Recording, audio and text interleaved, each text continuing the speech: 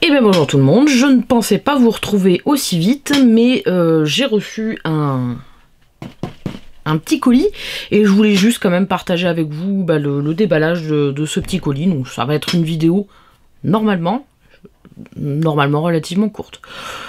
Et on enchaîne directement comme d'habitude avec le générique.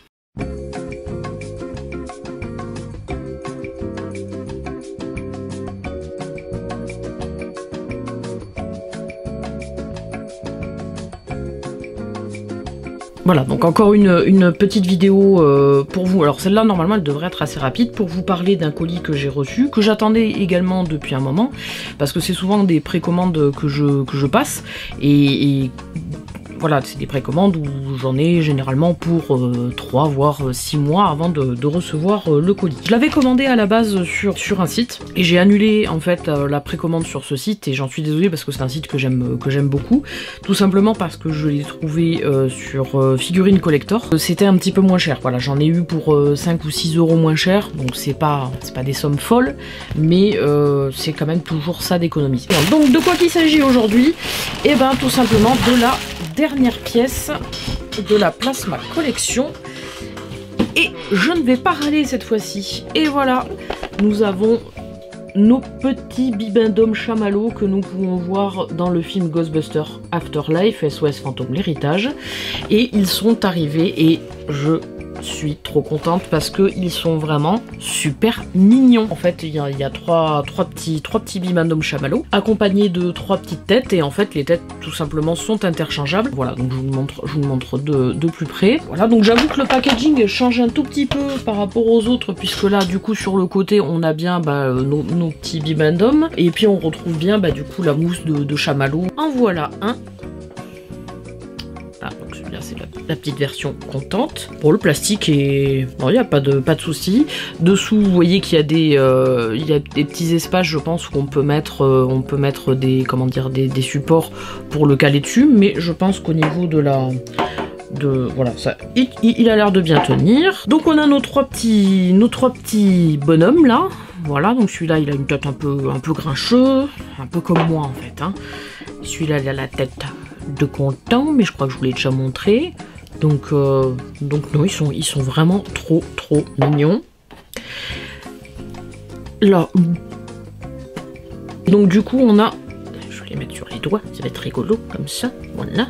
Là on a nos 3 autres têtes interchangeables. Avec le personnage de podcast, on avait un tout petit bibendum chamallow là qui faisait comme un espèce de bras d'honneur. Je vous renvoie à la vidéo. Donc il était tout pichou. Et puis bon là, donc, du coup on en a des un peu plus gros. Donc je voulais vous montrer comparé par rapport à la taille donc d'un personnage classique. Ceux-là ils sont forcément beaucoup plus gros. Donc j'avoue que l'échelle est pas forcément tout à fait bien respectée. Je pense qu'en gros là la taille qu'ils font, c'est la taille de ceux qu'on voit finalement dans le film. Sur le papier, ils avaient l'air d'être bien finis, et je confirme qu'ils sont tout à fait corrects. Ils sont bien finis. Donc je voulais vous montrer tout simplement comment interchanger une tête. Alors quelle tête je vais interchanger? Allez, celui-là. On va prendre celui-là. Donc je suppute qu'il faut, voilà, à décapiter. Donc c'est absolument pas compliqué du tout, et je vais mettre celui qui a une tête de sadique un peu. Voilà, c'est tout bête, voilà, c'est tout facile à faire. Alors du coup il y a les bras qui sont articulés, les mains ne le sont pas, la tête qui est articulée, mais voilà, le plastique force un petit peu pour l'instant. Les jambes ne sont absolument pas articulées pour autant, hein, voilà, donc il y a pas beaucoup d'articulation, et donc nous avons trois personnages avec 3 têtes interchangeables. Donc 3 petits bibendum. Donc forcément, si vous voulez faire une foultitude de bibendum, va falloir acheter plusieurs boîtes. Ce qui est bien, c'est qu'on en est quand même 3 avec ces 3 têtes. Donc il n'y a pas beaucoup d'accessoires ou de petites pièces comme on pouvait l'avoir dans les autres figurines. Le prix est un petit peu plus cher que, voilà, on va dire...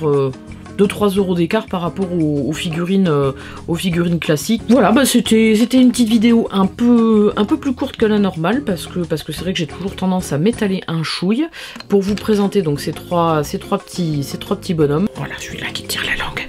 Ben mignon. Voilà, bah écoutez, je pense avoir fait le tour de la question concernant ces petits bibanums chamallows. Je sais pas encore comment je vais les disposer au niveau de l'étagère. On peut tourner un petit peu la caméra. Voilà, l'étagère Ghostbusters qui est juste là. Je pense qu'ils vont être un petit peu partout. Je sais jamais comment finir mes vidéos, c'est un peu frustrant. Bon bah écoutez, en tout cas, c'était l'occasion aussi de vous souhaiter une très bonne année. Voilà, écoutez, je vous invite donc à continuer à me suivre. Allez, bah écoutez, on va s'arrêter là. Je vous souhaite une excellente journée et au plaisir de vous retrouver prochainement. Ciao.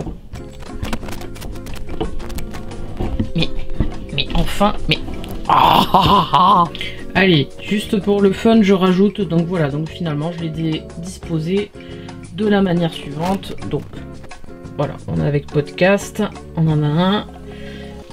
Après là j'ai laissé la scène un petit peu comme ça. J'ai galéré pour mettre le e-gun de cette manière, mais je suis contente d'avoir réussi à le positionner comme ça. Un sur la Ghost Trap et un autre à côté. Voilà. Et donc on a notre collection Plasma Series qui est au complet.